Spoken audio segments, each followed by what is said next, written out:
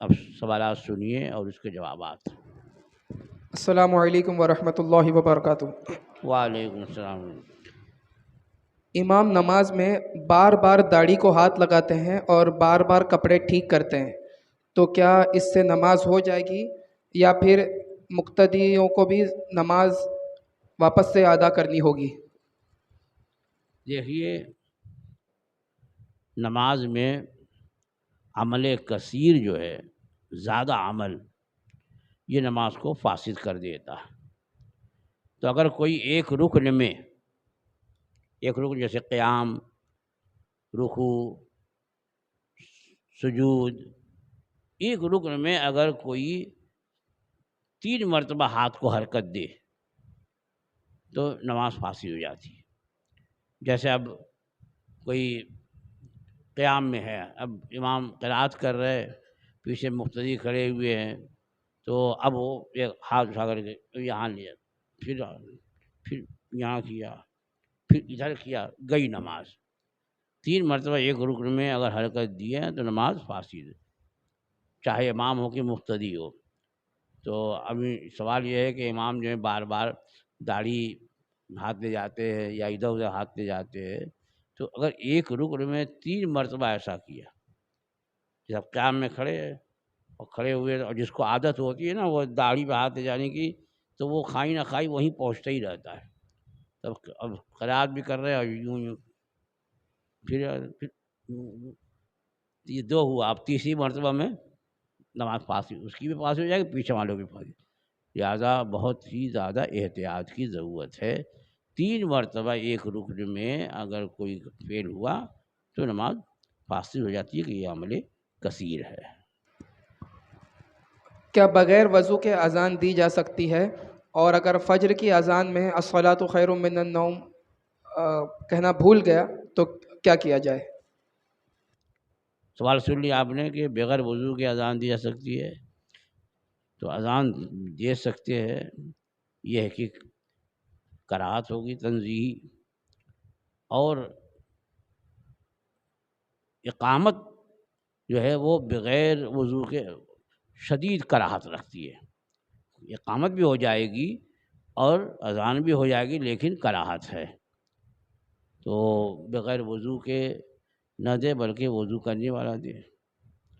اور کیا تھا؟ اگر فجر میں ہاں، فجر میں الصلاۃ خیر من النوم، اذان میں آپ نے حی علی الصلاۃ حی علی الفلاح کے بعد جو ہے مؤذن کہتا ہے الصلاۃ خیر من النوم، نماز نیند سے بھی زیادہ اچھی ہے، سونے سے زیادہ جلد سونا چھوڑو، نماز کے لیے چلو۔ تو اگر یہ کسی نے نہیں کہا تو اذان ہو جائے گی، اذان کی اعادے کی ضرورت نہیں ہے۔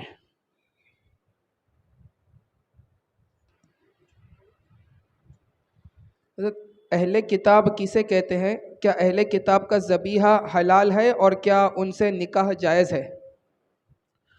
دیکھیے، اہل کتاب کہتے ہیں جو آسمانی کتاب کے ماننے والے، جیسے حضرت عیسیٰ علیہ السلام کی قوم، یہ عیسائی، نصرانی، کرسچین، اور حضرت موسیٰ علیہ السلام کے ماننے والے اسرائیلی، جن کو یہودی کہتے ہیں۔ تو اس زمانے میں تو بہت سے جو عیسائی یہودی جو ہیں وہ ملحد ہو گئے، یعنی کسی دین کو نہیں مانتے۔ جو آسمانی دین کے ماننے والے ہیں کہ کہتے ہیں کہ حضرت عیسیٰ علیہ السلام کو مانتے ہیں ایک، اور اللہ کو مانتے ہیں، یا وہ کہتے ہیں حضرت موسیٰ علیہ السلام کو مانتے ہیں، اللہ کو مانتے ہیں، تو ہیں تو وہ کافر۔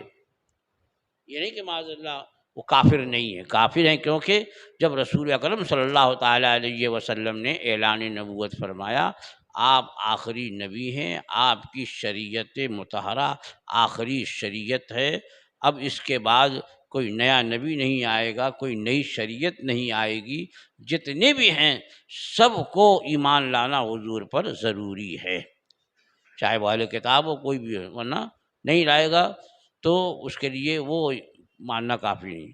تو اکثر تو جو یہودیوں کے نام پہ، عیسائیوں کے نام پہ جو لوگ ہیں وہ تو ملحد ہو گئے کہ کسی بھی دین کے نہیں ماننے اور کسی بھی دین پر ایمان نہیں رکھتے وہ، تو یہ بھی ہے۔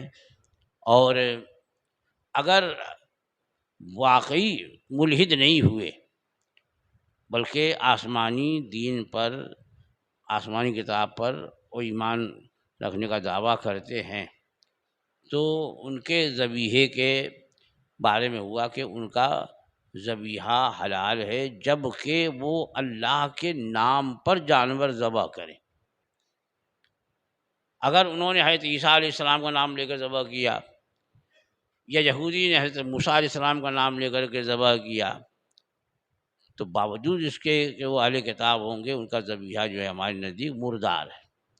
اللہ کا نام لے کر کے، کیونکہ ظاہر بات ہے کہ وہ آسمانی دین کے ماننے والے ہیں تو اللہ کو بھی ماننے والے ہیں، تو اللہ کا نام لے کر ذبح کیا، اس میں کسی کو شامل نہیں کیا، بسم اللہ اللہ اکبر، اللہ کے نام سے ذبح کیا، تو یہ ایک شرط یہ۔ اور دوسرے یہ کہ وہ گلے میں جو 4 رگیں ہیں ان میں سے کم از کم 3 رگیں جو ہیں وہ پوری کٹ جائیں، یا چاروں کا اکثر حصہ کٹ جائے تو حلال ہوگا۔ یہ میں نے اس لیے کہا ہے کہ یہ معلوم ہوا ہے کہ جو یہ یہودی جو ہوتے ہیں وہ جانوروں کو یہاں ذبح نہیں کرتے، اب وہ جو ہے ادھر ادھر چاقو جو ہے بھوک کر کے اس کو زخمی کر کے چھوڑ دیتے ہیں، اور تڑپ تڑپ کر کے وہ جانور ختم ہو جاتا ہے، تو اس سے تو مردار ہو جائے گا وہ۔ اللہ کا نام لے کر کے، اور جو گردن میں یہاں 4 رگیں ہیں جو ہے، 2 خون کی نلی، 1 سانس کی، 1 جزا کی، تو ان چاروں نلیوں میں سے کم از کم 3 پوری کٹ جائے، یا یہ ہے کہ چاروں میں کا اکثر حصہ کٹ جائے، تب وہ مردار نہیں رہے گا بلکہ وہ ذبیحہ کہلائے گا۔ تو 2 باتیں تو ہیں، ایک تو یہ کہ اللہ کے نام پر ذبح ہو، دوسرے یہ کہ اس کے 4 رگیں جو ہیں ان 4 میں سے کم از کم 3 کا کٹنا جو ہے وہ ضروری ہے، یا چاروں کا اکثر حصہ کٹنا یہ ضروری ہے۔ تو اب یہ ان کا ذبیحہ اگر اس طرح پہ ہے تو صحیح ہوگا، کیا اللہ کے نام پہ ہو، اور وہ ہم جس طرح سے ذبح کرتے ہیں تو 4 رگیں کٹتی ویسے ہی وہ بھی ذبح کرے، تب وہ حلال ہوگا، ورنہ وہ مردار ہو جائے گا۔ اور دوسری بات یہ کہ ان سے نکاح، تو جو اہل کتاب ہے جیسے یہودی اور نصرانی، ان کی خواتین سے نکاح جائز کا حکم ہوا، لیکن بعد میں علماء نے اس کی ممانعت فرمائی، کیونکہ جب اسلام کو شان و شوکت تھی کہ کوئی مسلمان اگر کسی عیسائی یا یہودی سے شادی کر لے تو وہ اس کے لیے بڑے اعزاز کی بات ہوتی اس عورت کے لیے، اور وہ آ کر کے جو مسلمانوں کے کا بول بالا تھا، مسلمانوں کی شان بلند، تو وہ دب کے رہتی۔ ابھی اگر کسی کرسچن یا کسی یہودین لڑکی سے کسی نے شادی کر لی تو وہ اس پر جو ہے اس کے سر پر سوار رہے گی، کیونکہ وہ اپنے آپ کو بہت اونچا سمجھتے ہیں کہ ہم جو ہے دنیا کی ترقی یافتہ قوم ہیں، اس کو حقیر سمجھے گی اس کے شوہر کو، اور کوشش یہ کرے گی کہ جو بچے ہوں ان کو بھی اپنے ہی مذہب، اپنے ہی دین میں ڈھال دے، اور ایسا ہوا بہت سا حادثہ، ایسا ہوا۔ اور علماء نے تو بہت پہلے منع کر دیا، لیکن اب کچھ لوگ جو ہے وہ اپنی ترم خانی میں رہتے ہوئے کہ ہم زیادہ مسئلہ جانتے ہیں، تو اس طرح سے گوا میں جو تھے 2 مولوی، اب وہ پتہ نہیں وہ امامت کرتے اور ٹیوشن پڑھاتے، وہ کیا ہوا کہ وہ کرسچن سے ایک نے شادی کر لی اور رہتے رہے، اولاد بھی ہوئی۔ اس کے بعد پھر دونوں میں جب جدائی ہوئی تو اس نے اپنے، وہ 2 بیٹے تھے، دونوں بیٹوں کو لے لیا، اور خود بھی جو ہے وہ حالانکہ شاید ایمان لائی تھی نہیں لائی تھی، بہرحال ان بیٹوں کو بھی مرتد بنا دیا اس نے۔ یہ واقعہ بول رہا ہوں میں، ان کو جانتا بھی ہوں میں۔ تو یہ اس وجہ سے علماء نے اب پابندی لگا دی کہ اگرچہ نکاح کرے ہو جائے گا لیکن حرام ہے ان سے شادی بیاہ کرنا، اس لیے کہ اس میں مسلمانوں کی سبکی ہوتی ہے کہ وہ اب اپنے آپ کو اونچا سمجھتے ہیں، تو وہ آئے گی تو شوہر کو کیا، شوہر کے سارے گھر والوں کو جو حقیر جانے گی، وہ سمجھے گی نہیں کہ یہ آدمی بھی ہوتے ہیں یہ، اور وہ اپنی چلائے گی وہاں پر۔ ہاں جب مسلمانوں کا دبدبا تھا اور وہ دبتے تھے، اپنے گھر کی لڑکیاں مسلمان کے گھر میں بھیج کر کے اپنے کو جو ہے وہ باعزت سمجھتے تھے، فخر کی بات سمجھتے تھے، تو وہ دور تھا، لیکن وہ دور رہا نہیں، اور اس میں بہت ساری برائیوں اور مفاسد کے دروازے کھلتے ہیں۔ اس لیے علماء نے اب اہل کتاب کی عورتوں سے شادی کرنے کو بھی منع فرمایا اور ان کے ذبیحے سے بھی روکا، جب تک کہ یقین نہ ہو جائے کہ بسم اللہ اللہ اکبر پڑھ کر کے اللہ کے نام پر ذبح کیا اور گردن کاٹی، یعنی رگیں کٹی ہیں، کیونکہ ادھر ادھر بھاگ کر کے ان لوگوں نے جانور کو جو ہے وہ مردہ کر دیا، تو یہ ذبیحہ نہیں، وہ مردار ہے۔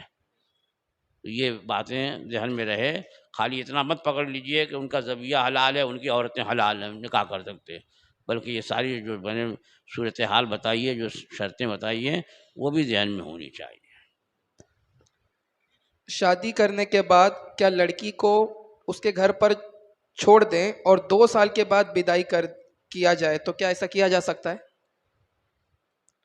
بھئی اب الگ الگ جگہوں کی الگ الگ رسمیں بھی ہیں، کبھی ایسا بھی ہوتا ہے کہ لڑکی کی عمر کم ہوتی ہے اور لڑکا بھی جو ہے وہ نابالغ ہوتا ہے، لڑکی بھی نابالغ ہوتی ہے، لیکن رشتے طے ہو جاتے ہیں، نکاح کر دیتے ہیں، تو اب لڑکی اپنے ماں باپ کے وہاں رہتی ہے، اور جب بڑی ہو جاتی ہے تو پھر رخصتی ہوتی ہے۔ یہ ابھی تو کم ہو گیا ہے، پہلے اس کا بہت رواج تھا، جو آپس میں جو رشتہ داری ہوتی تھی، تو یہ ہوتا تھا کہیں ایسا نہ ہو کہ بھائی بعد میں جو ہے ان کا نظریہ بدل جائے، تو کم سے کم نکاح کر دے، تو نکاح سادگی کے ساتھ جو ہے وہ ہوتا تھا، یا ایسا ہوتا تھا گھر میں کسی اور کی شادی ہے اور یہ رشتہ لگا ہے تو اس کا بھی نکاح کر دیتے تھے کہ نکاح تو ہو جائے گا، بعد میں جب موقع ملا تو رخصتی ہوگی۔ تو یہ کوئی ایسی بات نہیں ہے کہ اگر نکاح ہو گیا ہے تو فرض واجب ہے کہ اس کو رخصت کرے۔ ہاں اگر لڑکی اس لائق ہے کہ وہ رخصت ہو سکتی ہے اور لڑکا بھی اس لائق ہے کہ حق زوجیت ادا کر سکتا ہے، تو زیادہ تاخیر نہیں چاہیے، کہ ہو سکتا ہے کہ اس میں فتنے کا اندیشہ ہو، ورنہ نکاح کے بعد یہ لڑکی اپنے ماں باپ کے وہاں رہے، یہ تو حدیث سے بھی ثابت ہے۔ حضرت عائشہ صدیقہ رضی اللہ تعالی عنہا کا سرور کائنات صلی اللہ تعالی علیہ وسلم سے نکاح جو ہے مکہ معظمہ میں ہوا، لیکن رخصتی جو ہے وہ مدینہ طیبہ آنے کے بعد ہوئی تھی۔ کوئی آدمی اگر مسجد کے کام سے کہیں باہر جاتا ہے، یا پھر کوئی ٹرسٹی اگر مسجد کے کام سے کہیں باہر جاتا ہے، جس کی وجہ سے اس کے کام کی 1 دن کی چھٹی ہو رہی ہو یا کچھ گھنٹے کی، تو کیا وہ اس نقصان کی رقم مسجد سے لے سکتا ہے؟ سوال سن لیا کہ اگر کوئی مسجد کے کام سے گیا اور اس کا کچھ حرجہ ہوا تو وہ کیا لے سکتا ہے؟ تو مسجد کا کام کر رہا ہے ثواب کے لیے، ہاں اگر اس کی اجرت مقرر ہے پہلے سے کہ جو یہ اس کام کی اتنی اجرت ہے کہ جاؤ وہی مسجد کا سامان لاؤ، پورا دن مسجد کے لیے خرچ کرو، تمہیں جو ہے تمہارا 1 دن کی اجرت تنخواہ 50 روپیہ ہے، 100 روپیہ ہے، یہ اجرت مقرر ہے پہلے سے، تو مقرر نہیں ہے تو وہ امامت کر کے بھی نہیں لے سکتا ہے، وہ پہلے سے اجرت مقرر ہوئے تو ہی لے سکتے ہیں۔ تو اگر پہلے سے اجرت مقرر ہے کہ بھئی یہ کام ہم کریں گے اور اس کی اتنی اجرت ہوگی، اور واقعی اس طرح کے کام کی اتنی اجرت ہوتی ہو، یہ نہیں کہ ہم ٹرسٹی ہیں لہٰذا جو 100 روپے کا کام جو ہے وہ 2000 میں، بھئی ہم نے پہلے سوچ لیا تھا کہ 2000 لیں گے، نہیں، جو واجبی اجرت ہوتی ہے وہ اجرت پہلے سے مقرر ہو، مقرر جیسے آپ کیسے مزدور مقرر کرتے ہیں گھر کام کے، بھائی اپنے ہمارے وہاں جو ہے وہ نالی صاف کرنا ہے یا پلاسٹر کرنا ہے یا الیکٹرک کا کام کرنا ہے تو کتنا ہوگا طے کرتے نہیں کرتے ہیں، کہ اجرت پہلے سے طے ہوتی، اور پہلے سے طے نہیں ہے تو وہ مانگ نہیں سکتا، وہ مجہول ہے وہ۔ تو اب ٹرسٹی کرے کہ اور کوئی کرے، مسجد کا کام کرے، ثواب کی نیت سے کر رہا ہے، بڑی اچھی بات ہے، لیکن اگر پیسے کے لیے کر رہا ہے تو اب اس اجرت پہلے سے مقرر ہونی چاہیے، جو بھی اجرت مقرر ہو، اور چونکہ مسجد کا معاملہ ہے اس لیے اس کام کی اتنی اجرت ہوتی ہو جتنی عام طور پر، اتنی ہی اجرت لے، اس سے زیادہ اجرت مقرر نہ کرے۔ ٹلٹیڈ زمین یعنی ہوں؟ ٹلٹیڈ زمین، تھوڑا سا اگر زمین ڈھلان کی طرف ہو تو اس پر نماز پڑھنا کیسا؟ سوال سن لیا آپ نے، وہی زمین نشیب و فراز والی ہے، یعنی جہاں کھڑا ہے وہ اونچی ہے، جہاں سجدے کر رہا ہے وہ کچھ نیچی ہے، سلوپ۔ تو اب اس پر نماز پڑھنا کیسا ہے؟ تو نماز تو ہو جائے گی، لیکن سجدہ کرنے والے کی حالت خراب ہو جائے گی اگر زیادہ اونچا نیچا ہے تو، اور امام صاحب نے اگر سجدہ لمبا کر دیا تو وہ یہی سوچتا رہے گا کب اٹھیں گے۔ تو یہ بھائی نماز اس طرح پڑھنی چاہیے کہ نماز میں ادھر ادھر طبیعت بہکے نہیں اور دل ادھر ادھر جو ہے مشغول نہ ہو۔ نماز ہو جائے گی اگر اس کی پیشانی اور اس کی ناک جو ہے وہ زمین پر جم جاتی ہے، تب تو سجدہ ہو گیا، اور دونوں انگلیوں میں سے کم از کم تین تین انگلیاں دونوں پیروں کی انگلیوں میں سے وہ ان کا رخ قبلے کی طرف ہو، پیٹ لگا، اس طرح سے اگر یہ سب ہوتا ہے تو سجدہ ہوا، نماز ہو گئی۔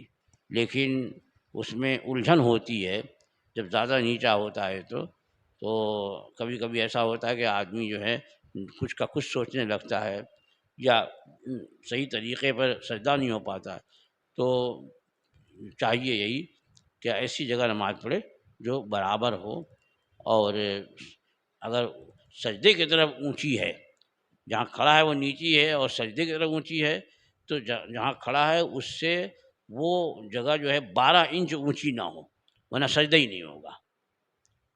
یہ جیسے یہاں ہے اور آگے جو ہم سجدہ کر رہے ہیں وہاں وہ جگہ جو ہے وہ 9 انگل جو ہے یہ 12 انچ ہوتا ہے، 12 انچ سے زیادہ اونچی ہے جس پر سجدہ کر رہا ہے تب تو سجدہ ہوگا نہیں، اور 12 انچ کے اندر ہے وہ جگہ، سجدہ ہو جائے گا۔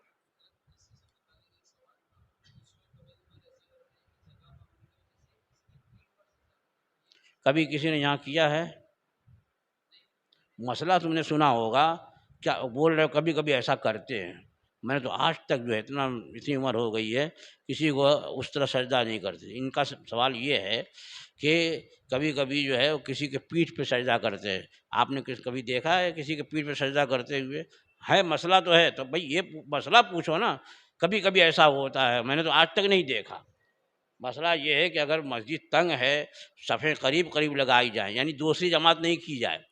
آج کل تو جو ہے وہ 2 2 3 3 جماعتیں کی جا رہی ہیں، ورنہ یہ ہے کہ ایک امام کے پیچھے نماز پڑھنی ہے، ایک ہی جماعت ہے۔ اب جگہ نہیں ہے تو اب یہ قریب قریب جماعت ہوئی، کیونکہ اب اتنا فاصلہ ہوگا، اور اس کے بعد بہت کم ہو گیا، کیونکہ اب جو آگے کا چونکہ سب جو ہیں ایک امام کے پیچھے پڑھ رہے ہیں، تب ایک ہی امام کے پیچھے یہ سارے پڑھ رہے ہیں، تو جو اگلی صف والا ہے جب وہ سجدہ کرے گا تو پچھلی صف والا جو ہے اس کی پشت پہ رکوع سجدہ کرے، کھڑے ہوں قریب قریب، تو اب کافی گنجائش ہو جائے گی۔ جتنے آدمی ہیں مسجد میں اس سے 2 3 گنا ہو جائیں گے اب، لیکن اس میں صحیح طریقے پر نماز پڑھنا جانتا ہوں۔ پتہ چلا کہ اس کے پیٹھ پہ سجدہ کر رہا، گدگدی لگی، وہ ہنسنے لگا، تو اس لیے اگر کبھی دیکھا نہیں ہم نے، ہے کتابوں میں، تو مسئلہ پوچھنا چاہیے، اس کو واقعہ مت بیان کرو۔ بھئی ہم نے تو کبھی نہیں دیکھا، شاید ہو سکتا ہے کہ یہاں وڈالہ میں ایسی جماعت ہوتی ہو، آپ نے دیکھا ہو، بھئی ہے ایسی کہیں جماعت کسی مسجد میں ہو رہی ہے، ہو سکتا ہے کسی مکان میں جماعت ایسی ہوتی ہو کہ زیادہ آدمی آ گئے ہوں گے تو پیٹھ پہ کرنے لگے، امام صاحب نے مسئلہ بتا دیا ہوگا، تو بہرحال مسئلہ تو ہے یہ۔ لیکن ایک امام کے پیچھے پڑھنے والے، نفل کے لیے نہیں کہ اب امام نے سلام پھر آپ سنت بھی پڑھ رہے ہیں تو اس کے پیٹھ پر جو سجدہ کر رہے ہیں، نہیں، کیونکہ اب وہ آگے پیچھے پڑھ سکتے ہیں سنتیں، جماعت سے پڑھنے کے آگے پیچھے نہیں ہو سکتے، اس لیے ایک امام کے پیچھے جو مقتدی ہیں وہ ایک دوسرے کی پیٹھ پر رکوع سجدہ کر سکتے ہیں۔ حضرت یوں ہی کہ اگر امام کے ایک صف پیچھے نہیں بلکہ صرف 2 قدم پیچھے سے صفیں لگا لیں تو کیا اس میں کوئی حرج ہے، جبکہ تنگی ہو یا تنگی نہ ہو، دونوں صورتوں میں؟ تنگی ہو تب بھی اس کی اجازت نہیں ہے۔ انہوں نے یہ کہا ہے کہ امام کے پیچھے جو ہے وہ 2 بالش یا 1 فٹ جو ہے صف لگا دیتے ہیں، تو 1 فٹ میں کوئی سجدہ کر سکے گا؟ بچہ بھی نہیں کر سکے گا۔ امام کے پیچھے صف مکمل ہونی چاہیے. یہ سنت متوارثہ ہے، اس کے خلاف کرے تو نماز مکروہ تحریمی ہوگی. تو یہ امام کے پیچھے جو ہے سب، بلکہ اب وہاں آپ کہو گے بھائی ابھی آپ تو کہہ رہے تھے امام کے پیچھے پیٹھ نہیں، امام کے پیٹھ پہ نہیں کریں گے. مقتدی کے پیچھے پیٹھ پر سجدہ کرے گا، یہ نہیں کہ امام کے پیٹھ پر چڑھ بیٹھے. تو اب یہاں امام کے پیچھے پوری صف ہونی چاہیے، کیونکہ جب تھوڑا پیچھے ہوں گے تو امام کے پیچھے کی جگہ خالی ہوگی، جب جگہ خالی ہوگی تو یہ قطع صف ہے. تو یہ سخت منع ہے. فتاوی میں اس طرح کے فتوے میں یہ بتایا گیا کہ ہرگز جو ہے اس طرح نہ کرے، امام کے پیچھے پوری صف رکھے، مکمل صف ہو امام کے پیچھے، یعنی ایک صف پیچھے جس طرح کھڑے ہوتے ویسے امام کے پیچھے کھڑے ہوں. پھر بعد والے مقتدی بھلے جگہ تنگ ہو تو ایک دوسرے کے پیٹھ پہ سجدہ کریں، لیکن امام کے پیچھے پوری صف ہوگی. کیا کرسی پر بیٹھ کر نماز پڑھی جا سکتی ہے؟ جو لوگ سب جگہ گھومتے پھرتے ہیں وہ بھی آج کل کرسی پر بیٹھ جاتے ہیں تھوڑی سی تکلیف کی وجہ سے، اور جسے درد بہت زیادہ ہو تو اس کا کیا حکم ہے دونوں کے لیے؟ یہ سوال بار بار آتا رہتا ہے، میرے خیال میں یہاں بھی شاید ہوا ہے کرسی والا سوال.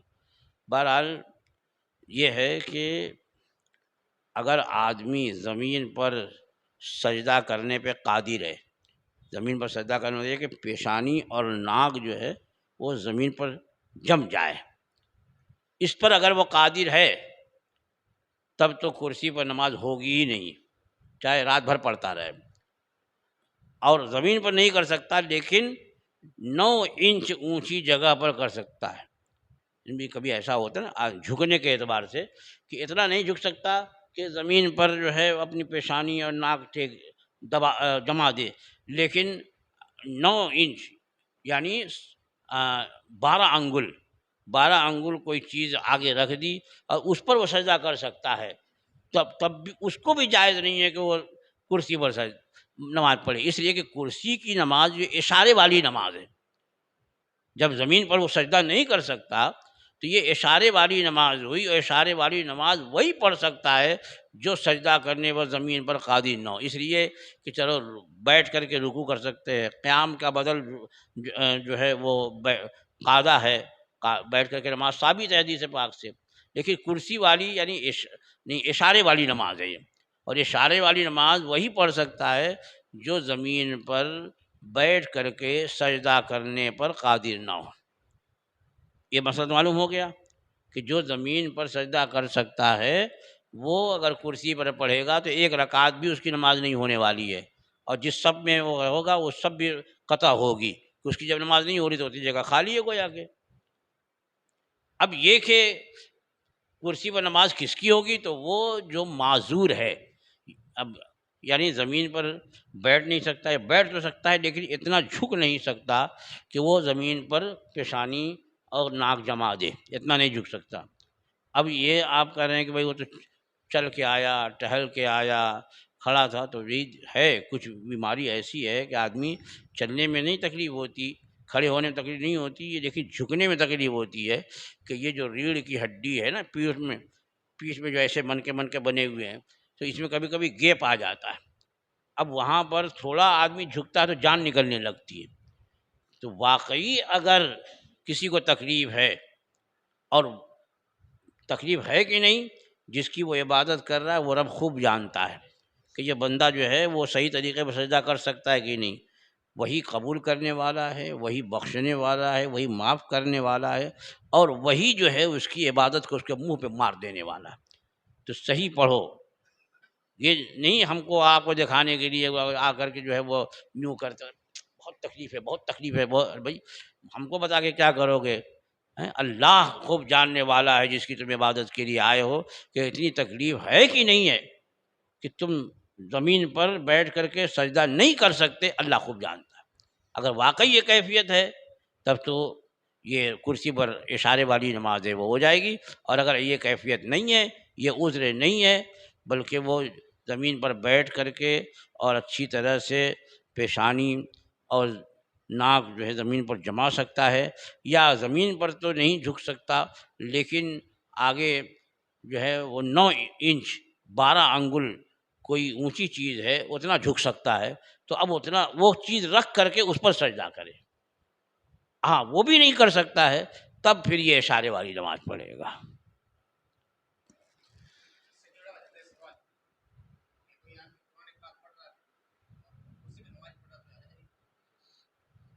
انہوں نے سوال کیا ہے کہ کوئی آدمی قرآن شریف پڑھ رہا ہے اور کوئی کرسی پر بیٹھ کر نماز پڑھ رہا ہے تو حرج ہے؟ اگر وہ معذور ہے واقعی کہ زمین پر بیٹھ کے نماز نہیں پڑھ سکتا ہے، اب شرعاً اس کو اجازت ہے کرسی پر بیٹھ کر پڑھنے کی، لہٰذا یہ خلاف ادب نہیں ہوا، اور بلا وجہ جو ہے وہ کرسی پر بیٹھا ہوا ہے اور پاس میں کوئی قرآن شریف رکھ کر کے پہلے سے پڑھ رہا ہے یا آیا بیٹھ گیا، تو اب یہ خلاف ادب ہونے کی وجہ سے گنہگار ہوگا۔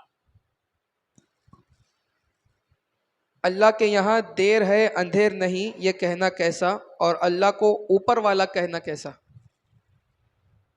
بھائی یہ ایک عام جملہ ہے عرف عام میں، اس کا معنی یعنی دیر ہے اندھیر نہیں، مطلب یہ ہے کہ کسی کی پکڑ اللہ تعالیٰ جو ظالموں کی گرفت فرماتا ہے تو فوری طور پر اکثر ایسا ہوا، ورنہ اللہ قادر مطلق ہے، فوراً گرفت فرما دے، لیکن اللہ تعالیٰ ان ظالموں کو گنہگاروں کو جو ڈھیل دیتا ہے کہ یہ جو ہے وہ اللہ کی بارگاہ کی طرف رجوع کرے، اس کو اپنا احساس ہو جائے جرم کا اور ظلم کا۔ بھئی اب فرعون تھا، فرعون جو ہے وہ 300 سال سے زیادہ وہ حکومت کرتا رہا، لوگوں کو جو ہے مارتا رہا، بنی اسرائیل کے بچوں کو قتل کرواتا رہا، اپنے کو انا ربکم الاعلیٰ کہلاتا رہا کہ میں معاذ اللہ تمہارا بڑا رب ہوں۔ تو یہ 2 دن 3 دن کی بات نہیں ہے، 1 2 3 سال، 300 سال، یہ دیر ہے کہ نہیں ہے؟ تو کوئی ضروری نہیں ہے کہ اگر کوئی غلط کرے، ہم نے غلطی کری تو اللہ ہم کو سزا دے دیا ہوتا، یہ بول دیتے ہیں پھر سے۔ اللہ کی مصلحت ہے، اس کی حکمت بالغہ ہے، کہیں تو فوری طور پر جو ہے پکڑ ہوتی ہے، ادھر کچھ کیا ادھر منہ ٹیڑھا ہو گیا، ایسا بھی دیکھا نہیں دیکھا؟ اس کے وہاں یہ کہ بھائی مطلقاً کر دینا وہاں دیر ہے نہیں، بلکہ اس کی حکمت بالغہ ہے، کبھی کسی کی گرفت جو ہے وہ تاخیر سے فرماتا ہے اور کبھی کسی کی گرفت جو ہے وہ فوری طور پر کرتا ہے، فوری طور پر۔ جب کچھ لوگوں نے خانہ کعبہ پہ قبضہ کر لیا اور قبضہ کرنے کے بعد اس میں بے حرمتی کی اور خانہ کعبہ کے چھت پہ چڑھ کے وہ پرنالے کو کھود رہا ہے، تو لوگوں نے دیکھا کہ وہیں سے گرا ٹپکا اور مر گیا، یہ فوری گرفت ہے۔ تو یہ اس رب قدیر کی حکمت بالغہ ہے۔ اب اسی کی تعبیر کرتے کہ اللہ کے وہاں دیر ہے اندھیر نہیں، یعنی وہاں گرفت میں تاخیر ہے لیکن بلا وجہ کسی کی گرفت نہیں ہوگی۔ اندھیر کا مطلب یہ ہوتا ہے کہ وہاں پر کوئی سبب نہیں ہے، بلکہ بلا سبب بلا وجہ جو ہے وہ آدمی کسی کو مارے پیٹے تو ایک اندھیر نگری چوپڑ راجا، کوئی قانون نہیں ہے، کوئی ضابطہ نہیں ہے، تو وہ رب قدیر وہ رحیم ہے، وہ غفار ہے، وہ ارحم الراحمین ہے، اور وہ قہار و جبار بھی ہے۔ لیکن قہر کی بجلی اگر کسی پر گرائے تو یہ اندھیر نہیں ہے، اس کا انصاف ہے، وہ عدل ہے، وہ عدل فرمائے تو گرفت ہوگی اور کرم فرما دے تو بخشش ہو جائے گی۔ چلیے، ہونٹ کے نیچے کے جو بال ہیں جس کو وہ بچی کے بال کہا جاتا ہے، تو کیا وہ کاٹا جا سکتا ہے؟ وہ کیا بھی داڑھی میں شامل ہے۔ یہ ہونٹ کے نیچے جو ہے نا جس کو بچی کہتے ہیں، تو یہ بھی داڑھی میں شامل ہے۔ یہ ہونٹ کے نیچے جو بال ہے نا، ہونٹ کے نیچے یہاں سے داڑھی ہے یہ، تو لہٰذا اس کا اور اس کے اطراف کو اس کو اکھیڑنا یا اس کو موڑنا یہ بدعت ہے، اور اس کو کترنا یا کسی طرح کم کرنا یہ جائز نہیں ہے، یہ داڑھی ہے۔ باتھ روم کا پائپ جو ہے اس کا جو آؤٹ ہے وہ کعبے کی طرف سمت ہے، تو پوچھتے ہیں کہ کیا ایسا بنانا صحیح ہے؟ کیا چیز؟ باتھ روم کا جو پائپ کا آؤٹ لیٹ ہے وہ جو ہے قبلے کی طرف اس کا رخ ہے، تو کیا ایسے بنانا صحیح ہے؟ بھائی قبلے کی طرف ہوگا تو آدمی اسی طرح پیٹ کر کے بیٹھے گا۔ پائپ کے بارے میں حضرت، پائپ پائپ تو اسی کے حساب سے ہوگا نا جو کموڈ رکھا ہے۔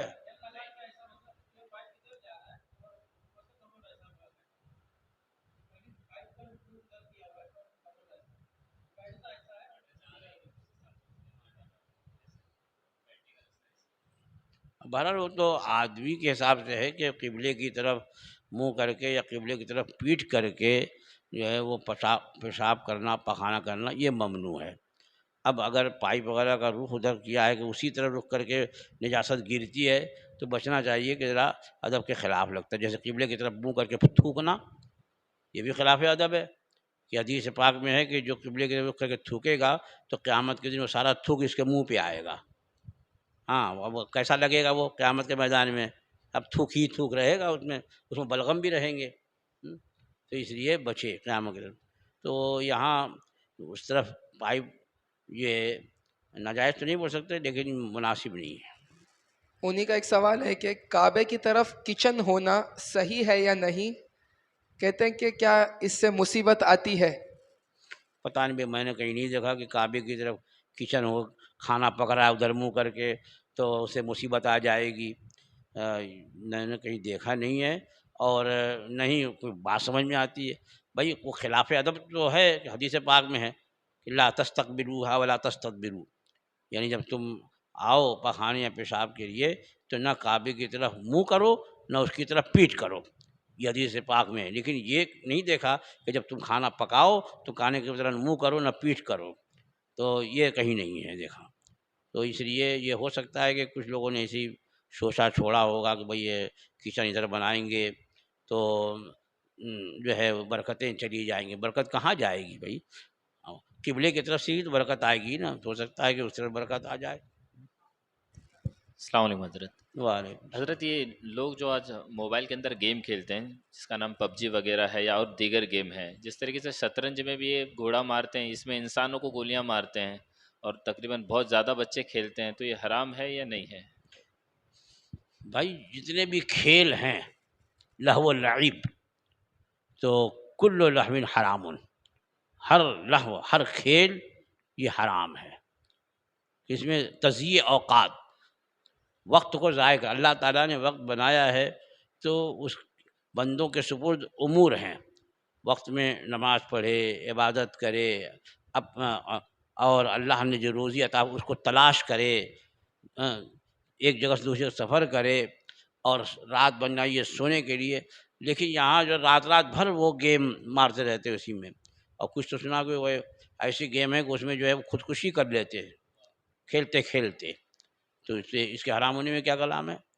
لہٰذا چاہے وہ موبائل سے کھیلیں، چاہے شطرنج کی گوٹیاں بچھا کر کے کھیلیں، بہرحال یہ لہو و لعب ہے، اور ہر لہو کل لہو حرام الا ثلاث، تین کے علاوہ، اور تین جو ہے تو وہ اس میں ایک تو تیر اندازی، پہلے تیر اندازی تھی، اب ہو سکتا ہے نشانہ بازی ہو رائفل وہ چلانے کی، لیکن یہاں تو ایک مرتبہ نشانہ لگاؤ کہ دوسرے دن پکڑ کے لے کے چلا جائے گا پولیس والا تم کو، اس کے بعد رائفل کہاں سے آئی؟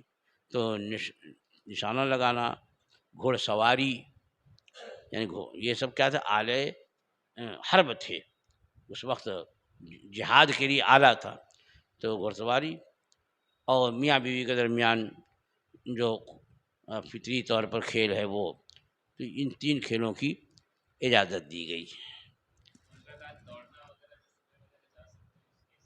کھیل نہیں ہے وہ تو سب ورزش ہے، ایکسرسائز ہے، اور ویسے بھی چلنا اور چہل قدمی کرنا، اس کے یہ تو حدیث پاک میں آیا کہ رات کا کھانا کھا کر کے چہل قدمی کرو، اور دن کا کھانا کھا کر کے قیلولہ کرو، اور عصر سے مغرب تک جو ہے وہ تفریح، یعنی کھلی فضا میں جو ہے آدمی یہاں سے وہاں تک جائے تاکہ اس کا موڈ فریش ہو، عرص بعد جو ہے لکھنے کا کام نہ کرے بلکہ اس طرح سے تاکہ وہ دماغ کو آرام ملے۔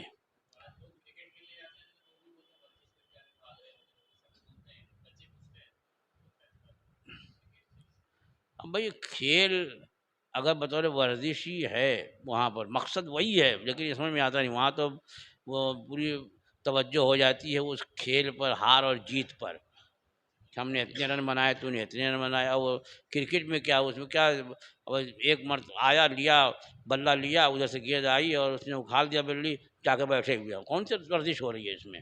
بھائی ہاں اگر ایک ڈیڑھ گھنٹے تک جو ہے بیٹنگ کرتا رہا تو سمجھ میں آتا کہ شاید دوڑا کودا پھادا، لیکن یہ سب کھیل ہی ہے، اور اس کا مقصد وہی ہوتا ہے کہ محض تفریح، اس میں ورزش نہیں. ورزش بعض کھیل ایسے ہیں بھی کہ ورزش ہے، تو اس میں زیادہ تر میرے خیال میں جیسے فٹ بال ہے، فٹ بال میں جو ہے جتنے کھلاڑی ہیں وہ سب دوڑتے رہتے ہیں، کوئی اس میں آرام کرنے کے نہیں جا کے بیٹھتا، جب تک کھیل ہو تو دوڑ رہے ہیں. تو اگر وہاں یہی نیت ہے اور اس میں نماز کے اب وقت پہ وقت نماز کا وقت جو ہے وہ ضائع نہیں ہو، نماز ضائع نہیں کرتا وہ، اور سطر وغیرہ کا اہتمام ہے. یہ نہیں ہے کہ اب وہ چڈی پہن لیا ہے، گھٹنا کھلا ہوا ہے اور اذان ہو رہی ہے تب بھی کوئی بات نہیں ہے، نماز ہو گئی تبھی بعد میں جا کے پڑھ لیں گے. نہیں، اگر واقعی ورزش مقصود ہے اور یہ اطمینان ہے کہ اس میں جتنے بھی ہوں گے 11 پلیئر جو ہیں وہ سب کی نیت جو ہے وہ ورزش ہی ہے، اور اس کی وجہ سے کسی بھی خلاف شرع امر کا ارتکاب نہیں ہوگا، اور نہ ہی اس میں شرط وغیرہ بد رہے ہیں کہ بھائی اگر تم جیتو گے تو تمہیں 1000 دیں گے، اور یہ جیتے گا تو یہ جو ہے وہ 1000 دے گا وغیرہ. یہ شرط یہ بھی جائز نہیں ہے. ایسی سب پابندیاں ہیں. تو محض اس نیت سے کہ ورزش ہو جائے تو اس کے کرنے میں میرے خیال میں حرج نہیں ہے. کسی کو اگر سوال پوچھنا ہو تو وہ پوچھ سکتے ہیں.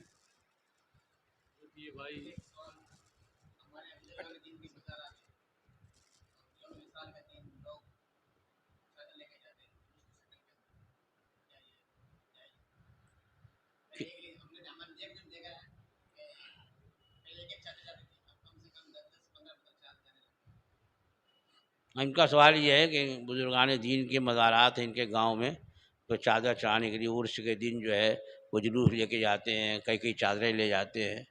تو بہرحال چادر تو ایک ان کا امتیاز ہے صاحب مزار کا، کہ یہ کسی اللہ کے ولی کا مزار ہے تو اس پر چادر چڑھاتے ہیں اس کے امتیاز کے لیے، کہ عام قبروں پر نہیں چڑھاتے، اور جو ولی کا مزار اس پر چڑھاتے ہیں تاکہ یہ نمایاں ہو جائے کہ یہ اللہ کا کہ ولی کی قبر ہے. اب انہوں نے یہ کہا کہ بھائی اب 10 چادریں جاتی ہیں تو یہ تعظیماً ہے، یہ اب وہ ایک تھی تو اس کی پہچان کے لیے ہے، اور مزید جو چادریں چڑھائی جاتی ہیں یہ صاحب مزار کی تعظیم کی وجہ سے ہے. اگر یہ نیت ہے تب تو حرج نہیں ہے، اور نام و نمود نیت ہے کہ ہم نے جو ہے وہ 1.25 لاکھ کی چڑھائی، تو اس نے 1.5 لاکھ کی چڑھائی اور یہ کیا وہ کیا، تو یہ نام و نمود ہے، نہ وہ قبول ہوگی اور نہ ہی اس کی شرعاً اجازت ہوگی. حضرت اگر کوئی بیمار ہے اور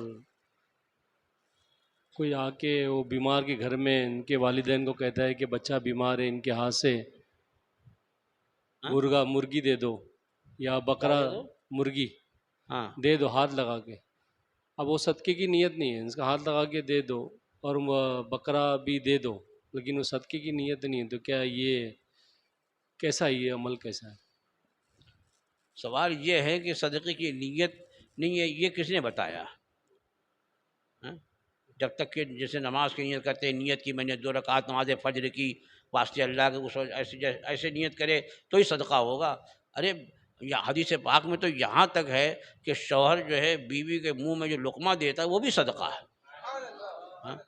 تو یہ کہ بھائی صدقے کی نیت نہیں ہے وہ تو سمجھ میں نہیں آتا. کوئی دے رہا ہے غریب کو ایک مسلمان، وہ صدقہ ہے.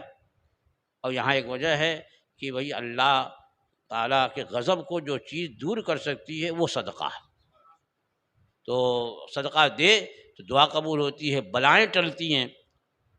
اگر بچے کی طرف سے بیمار دیا صدقہ تو اللہ کی رحمت سے امید ہے کہ اللہ تعالیٰ اس صدقے کو بھی قبول فرمائے اور اس کے صدقے میں اسے مریض کو اچھا کر دے.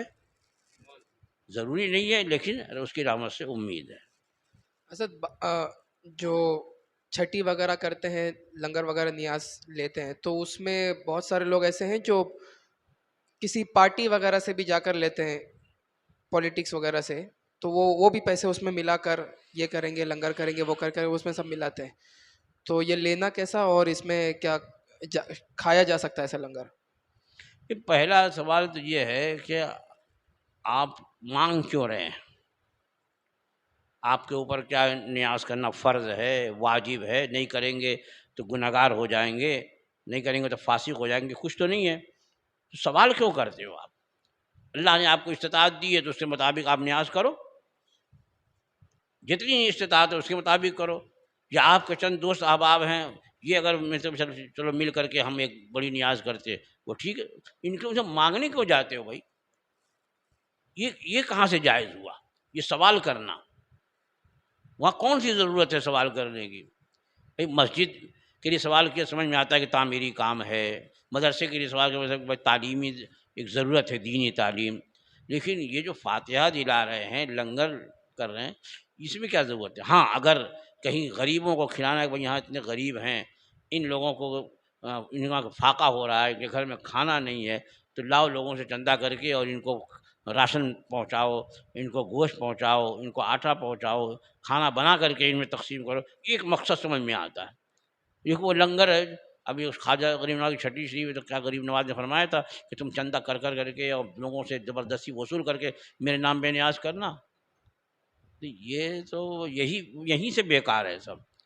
اللہ نے آپ کو استطاعت دی ہے، اللہ نے آپ کو نعمتیں دی ہیں، دولت دی ہے، تو آپ جتنا چاہو اس کو نیاز میں خرچ کرو. سوال کیوں کرتے ہو آپ؟ یہ سوال کرنا جو ہے یہ نہیں سمجھ میں آتا. اب سوال کرے گا تب وہ اس میں پھر آئے گا کہ وہ جو پارٹیوں سے مانگتے ہیں اور ان سے مانگتے ہیں. کائے کو مانگتے ہو بھائی آپ؟ جو ان کو کرنا ہوگا وہ کر لیں گے، آپ کو جتنا کرنا آپ کر لو. اگر یہاں تو کہ ناک نیچی ہوتی ہے نا، وہی وہ فلاں گلی والے جو ہیں وہ 50 دیکھ کھچڑا چڑھائے تھے، ہماری گلی والے جو ہے وہ 25 بھی نہیں چڑھا سکیں کیا؟ اب اس کے لیے جا کر کے دکانداروں کو دھوس دینا، یہ کہ دے دے نہیں تو سال بھر دیکھ لینا. اب وہ جنگ اس کو رہنا ہی نہیں ہے. اب مگر مجھ سے بیر کیا جب پانی میں رہنا ہے تو بھائی دے کچھ، وہ دل سے بھی نہیں دیتا، ڈر کے مارے دیتا. تو یہ اگر اس طرح کی صورتیں ہیں مانگنے وانگنے کی تو وہ سب صحیح نہیں ہے. حضرت آج کا یہ آخری سوال کہ کوئی سود پر پیسے دیتا ہے اور وہ مطلب سود پر بہت زیادہ پیسے دیتا ہے اور بہت اس کے پاس مال ہو گیا ہے، اور اب مال اتنا زیادہ ہے کہ اب اس پر مطلب نصاب ہے، تو کیا وہ اس کے اوپر بھی زکوٰۃ لگے گی؟ اور اگر اور زیادہ مال ہے تو کیا حج بھی فرض ہوگا؟ بھائی اگر وہ سود ہے، معاذ اللہ سود تو حرام ہے اور حرام قطعی ہے، اور جس نے لیا ہے وہ اس کا مالک نہیں ہوتا. جیسے یہ مسلمانوں کو کسی نے 1 لاکھ روپیہ کسی کو قرض دیا، کسی مسلمان کو، کہ بھائی ہر مہینے جو ہے وہ 1000 لوں گا، اور جب ہو جائے گا تمہارا 1 لاکھ، 1 لاکھ بھی واپس نہیں. 1 لاکھ پورا تو اپنی جگہ جمع ہے ہی ہے، وہ ہر مہینے 1000 لے رہا ہے یا 2000 لے رہا ہے، تو یہ سود ہے. اور سود کا مالک نہیں ہوتا وہ، جس نے دیا وہ اس کا مالک ہے. اس پر توبہ بھی فرض ہے اور جس سے لیا اس کو واپس کرنا بھی فرض ہے. جب اس کا مالک ہی نہیں ہے تو اس پر زکوٰۃ کیا؟ وہ سوچ رہا ہوگا کہ بھائی کہ چلو جو ہے وہ 100% جو ہے سود لے کر کے 2.5% نکال کر پاک کر دو. نہیں، وہ اس سے پاک ہونے والا نہیں ہے.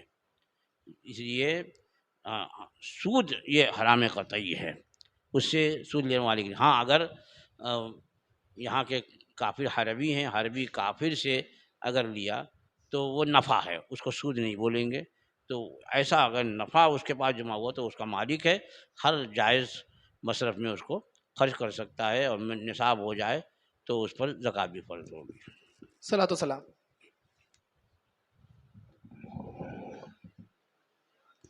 مصطفیٰ جان رحمت پہ لاکھوں سلام، شمع بز میں ہدایت پہ لاکھوں سلام. ہم غریبوں کے آقا پہ بے حد درود، ہم غریبوں کے آقا پہ بے حد درود. ہم فقیروں کی ثروت پہ لاکھوں سلام. غوث اعظم امام التقیٰ والنقیٰ، غوث اعظم امام التقیٰ والنقیٰ، جلوہ شان قدرت حضرت پہ لاکھوں سلام، کاش محشر میں جب ان کی آمد ہو اور بھیجے سب ان کی شوکت پہ لاکھوں سلام، مجھ سے خدمات کے قدسی کہے ہاں رضا، مجھ سے خدمات کے قدسی کہے ہاں رضا، مصطفیٰ جان رحمت پہ لاکھوں سلام، شمع بز میں ہدایت پہ لاکھوں سلام۔ الصلاۃ والسلام علیک یا رسول اللہ، الصلاۃ والسلام علیک یا نبی اللہ، الصلاۃ والسلام علیک یا حبیب اللہ، الصلاۃ والسلام علیک یا خیر خلق اللہ وعلی آلک واصحابک یا رسول اللہ صلی اللہ تعالی علیہ وسلم۔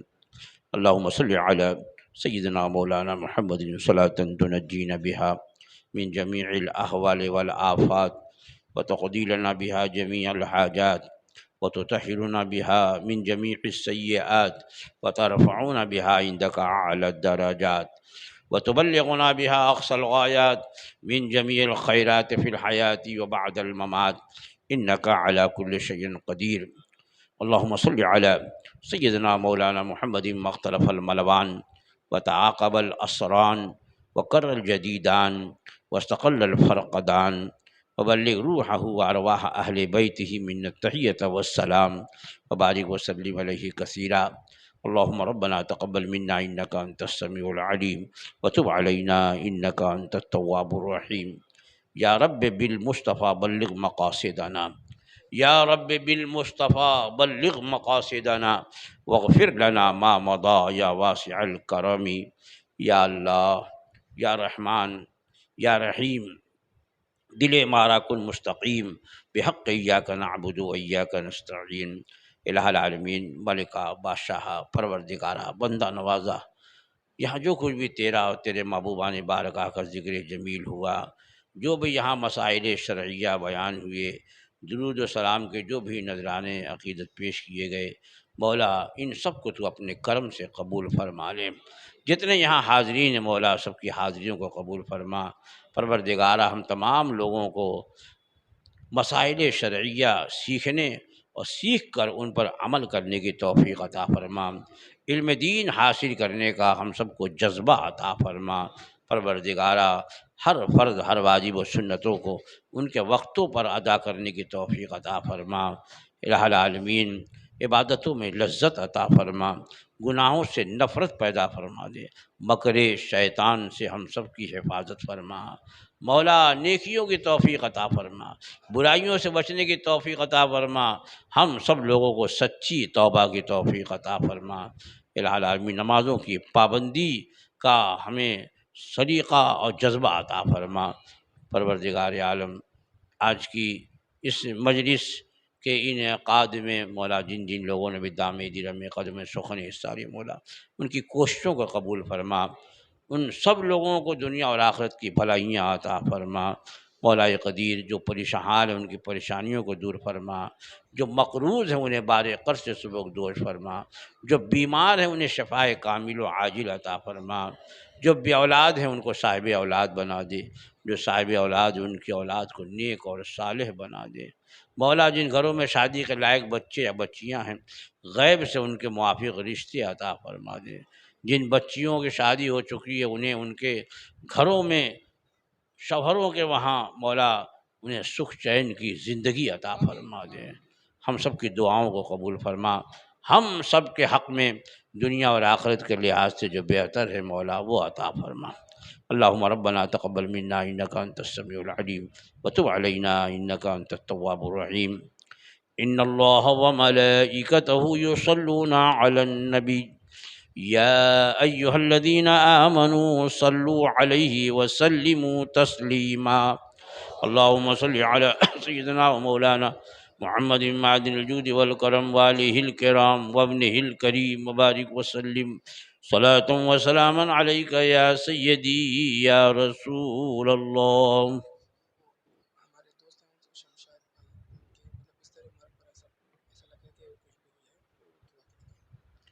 پروردگار شمشاد بھائی جو سخت علیل ہیں اور پروردگارہ سخت مرض میں مبتلا ہیں، مولا اپنے کرم سے اپنے حبیب کے صدقے میں، غوث پاک کے صدقے میں انہیں شفائے کامل عطا فرما، اور بھی جو ہمارے سنی صحیح العقیدہ مسلمان بھائی بہن کسی بھی مرض میں مبتلا ہوں، مولا ان سب لوگوں کو جلد سے جلد ان امراض سے شفا عطا فرما دیں۔